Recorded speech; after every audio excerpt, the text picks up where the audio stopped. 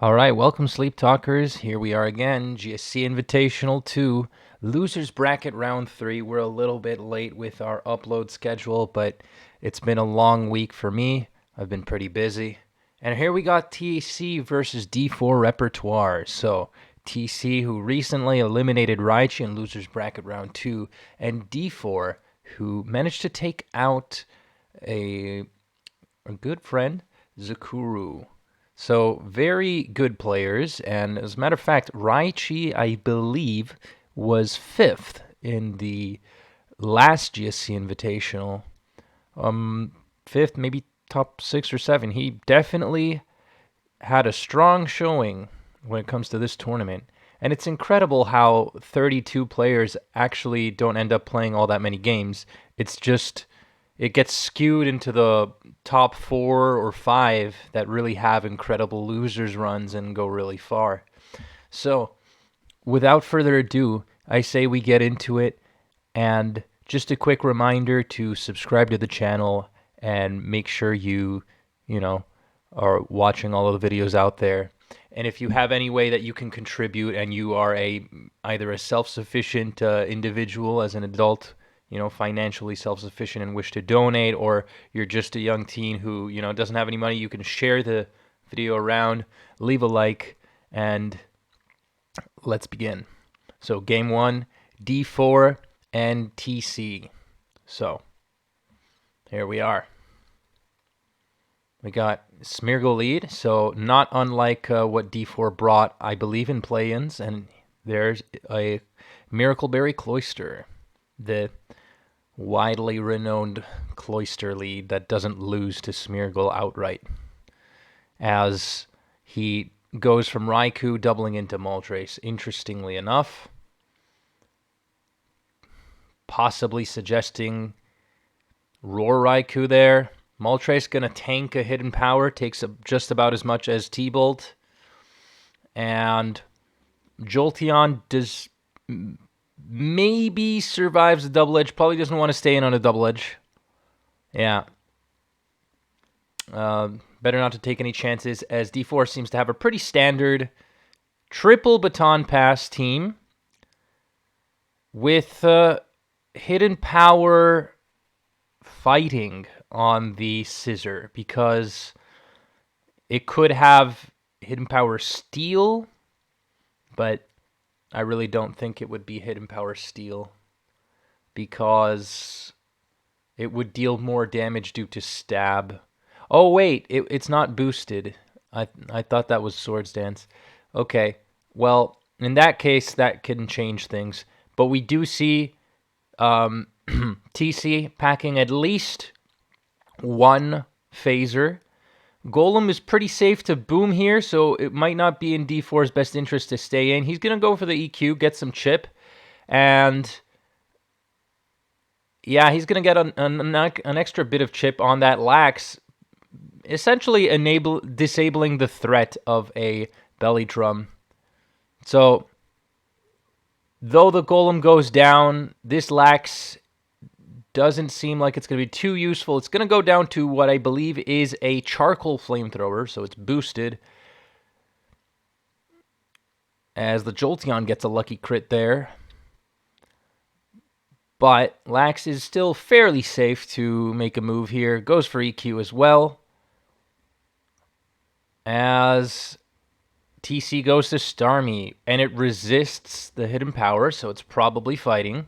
Starmie outspeeds and can just spam Surf until Jolteon comes back in. So in this game, it looks like a pretty poor matchup.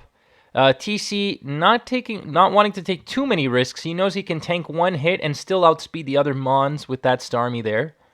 So that's why he's going to Raikou, which got put to sleep, actually. So we're going to find out if it's Sleep Talk. It is. It is. Uh-oh. And this turn can be crucial, because D4 can pass agility to Marowak, and it looks like the only chance TC has is the Cloyster to beat this Marrow. He could hope to dodge a Rock Slide. Not going to happen. The Cloy can boom. Or, yeah, it has to boom. Hope not for Oh, dang. Me and my big mouth. And D4 gets a rather lucky game 1. So, yeah. Well, that's what happens. That's what happens. It was I do have to say TC playing a little bit aggressive, probably wanting to end the game early. However, yeah, probably wanting to end that game early. I'm not sure about the usage of the Snorlax, but you can't. If it's rest talk, then you can't really do all that much. But if it were curse, I might have just attempted to set up. Um, it did seem like it was just outside of range, and I don't think D4 would have wanted to trade and switch and BP into Marowak taking a double edge at +1 or something. So I don't know. I think with +1 you could have averted the threat. TC being a little aggro in some instances and not aggro enough in others, like the roar, the EQ, the booms, a bunch of different things that he could have tried to do to just benefit a little more off of all that. And that's too bad because he got punished in the last moment in the only way possible off of a 10% chance. Game 2. Game 2. So who's going to be walking home? D4 goes with the Zap team. So it's a different team this time around. Still named after chess pieces. Not unlike how he did in, I believe, what's it called? The Plains. So he has Zap, Cloy, Eggy, pretty common, whereas TC bringing a double elect. Unfortunately getting a miss there.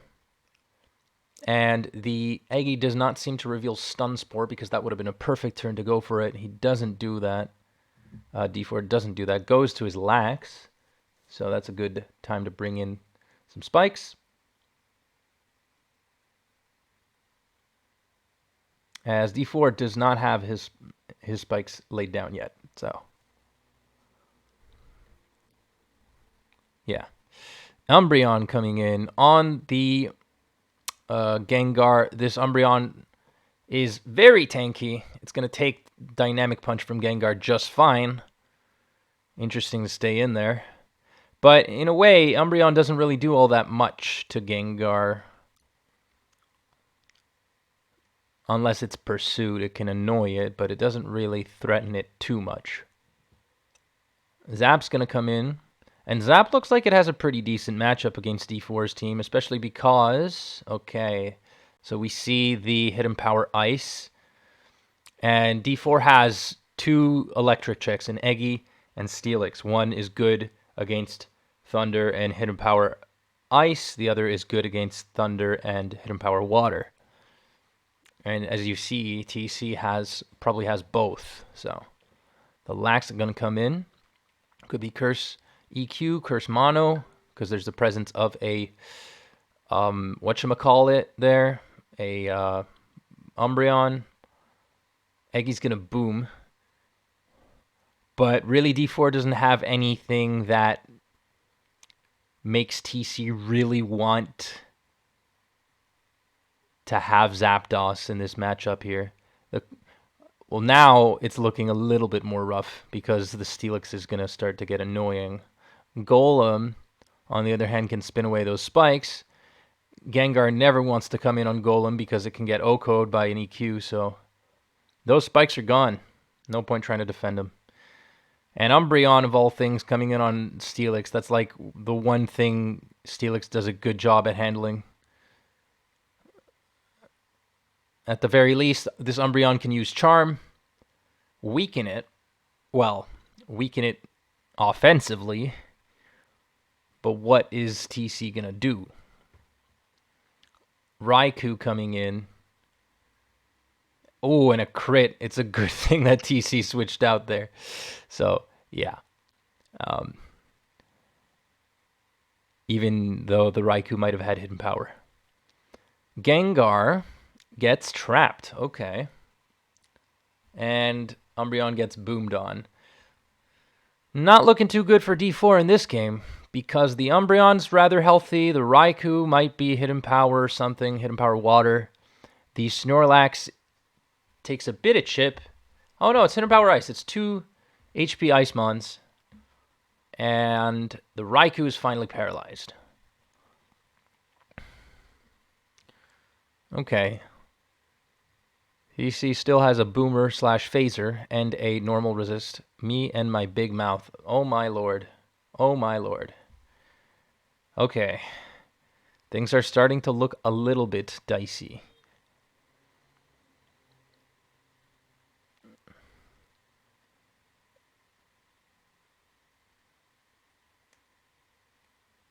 Steelix. Okay. This Lax could probably help threaten, but I think TC's objective is to use that Snorlax as a last mon, but I'm not really sure. Moonlight Charm, Mean Look, probably not Pursuit, so I don't know if this is a Monolax. But there's a Body Slam. There's a Body Slam. And now there's a slight advantage for TC here as he sets up on the Zapdos, which has to use Rest. I'm going to set up twice. And now we're going to, moment of truth, we're going to find out what exactly this Lax is. EQ, there it is. It's just in range of a 3-hit KO. Especially after a crit. Damn. Okay. That, and wins the speed tie as well. It looks like the tables have turned for D4. You can't count them out completely, though, because as this zap goes down, it can also deal some nice damage on the Lax. There's no double-edged recoil. No, it misses. Okay. And again, still possible to win. Hoping for a double crit, I guess. Well, now there's no option but to, well, yeah, that doesn't really work out for D4 in this game. Okay, so TC is on the board, and they're both even. So on to game 3. I don't really have much to say besides I'm pretty curious to see how it's going to play out.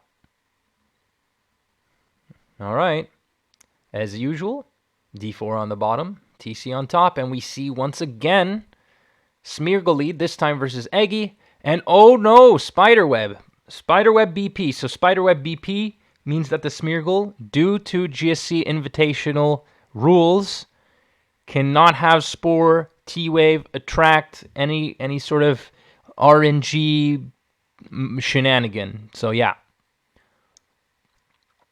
And TC is gonna go for a really strong Surf there, but the Vaporeon is definitely gonna go down.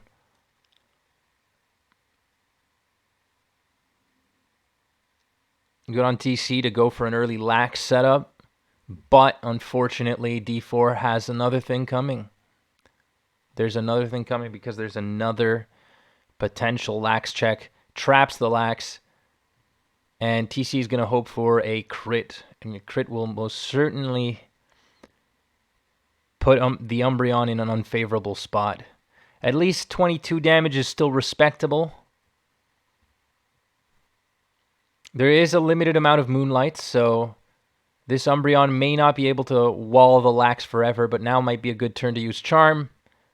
Weaken it even more, 15%. I'm honestly not sure if there is a point past which the Lax stops taking away the leftovers damage, you know? Leftovers HP. Like, I don't know if you dropped it to the minimum, if it would, like, succeed at not dealing enough to Umbreon. 9%. And it's at a quarter attack. Yeah, it's at the minimum, and no, it's just enough to deal 3% if you count the leftovers. It's still really thick. Like, there isn't all that much that D4 can, you know, do to take out the Lax in one turn. at the very least, this Umbreon is going to be able to stall.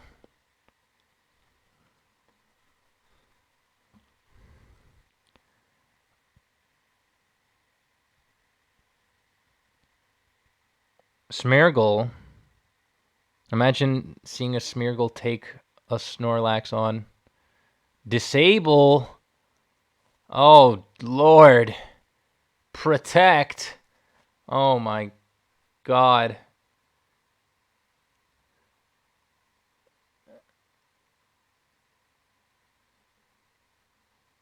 Yeah, okay. I'm just going to put this on hyper fast. This is even more boring than the stall game. Ugh. I don't know, man. Is this Eggy not Miracle Berry? I wonder. Could he not have just gone, I don't know, just like exploded or something? Or used Stun Spore or Sleep Powder or anything? So, 2 mean looks. Double Edge, Protect, blah, blah, blah. The Lax is running out of PP. And TC, just because he obviously wants to stay in the tournament, he's forced to play through this. He's forced to click buttons. And also think on his feet, because there may be some small chance that he can actually break through all of this. If he crits the Smeargle on a good turn, it's down. And then the Lax is free. But it doesn't have any double edges. It has 3.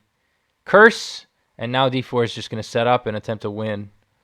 But TC does have a potential sleeper for this Lax and a phaser. So, can't quite count TC out yet. Rest. Is it Sleep Talk? Because if it's Sleep Talk, then it's trouble. No. Just, oh, wow. This is hard to watch. Yeah, so it's probably Curse EQ, I guess. I don't know. This is so inefficient. I don't even think it's that great. Crits the Lax. Sleep Powder, Golem, Phase. No, it wakes up! Oh my God. Talk about lucky. I don't mean any disrespect to D4, but Jesus, like... And I thought that the match versus Zakuru was... You know, that was at least predictable, but like the teams and everything, but geez Louise. Okay. Well, TC has been betrayed by luck and RNGesus. And I don't know what else to say. There was literally TC just needed the Lax to wake up one turn after. You know, just one turn. And like waking up on turn 2, that's like the bare minimum for GSC standards. All right then. In any case, that is going to be that. I know I played it on hyper fast, therefore I skipped some of the animations, and it might have been a little hard to follow, but I don't know if there was much that you guys were missing. In any case, I do like to see different playstyles being used, although I have to say that a lot of players are finding it rather hard and are struggling in different tournaments with this baton pass. So let me know what you guys think in the comments about baton pass. If you think that the clause that we're taking is a little bit too much, is it not enough? Do you think baton pass should be banned forever? Anyways, take care. See you next time.